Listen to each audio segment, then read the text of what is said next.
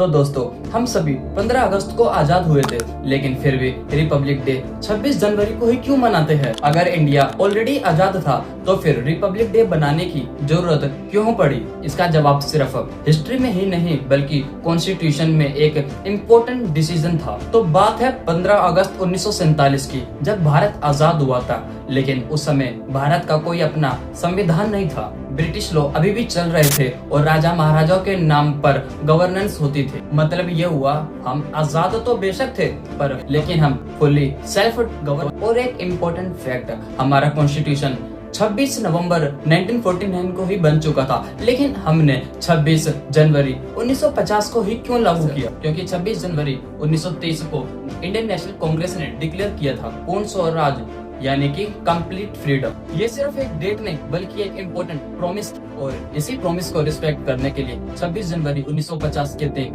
हमारा कॉन्स्टिट्यूशन लागू होता है। और ये वही दिन है जब भारत रिपब्लिक बना। रिपब्लिक का मतलब कंट्री का हेड राजा से नहीं बल्कि पावर डायरेक्टली लोगों से आती है। ये दिन इतनी आसानी से नहीं आ सका, इसके लिए कई लोगों ने सैक्रिफाइस दिया।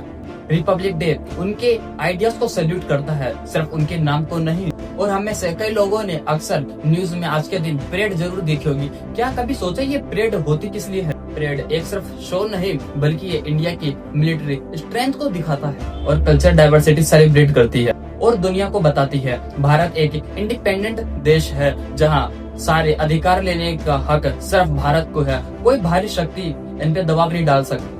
इसलिए रिपब्लिक डे सिर्फ एक हॉलीडे नहीं बल्कि ये याद दिलाता है कि फ्रीडम मिलती है और डेमोक्रेसी रोज जीनी पड़ती है। और हाँ, जब हम कॉन्स्टिट्यूशन फॉलो करते हैं तब हम एक असल मायने में रिपब्लिक होते हैं। और अगर ये वीडियो मेरा अच्छा लगा हो तो इस वीडियो को लाइक और चैनल को सब्सक्राइब याद से कर लेना।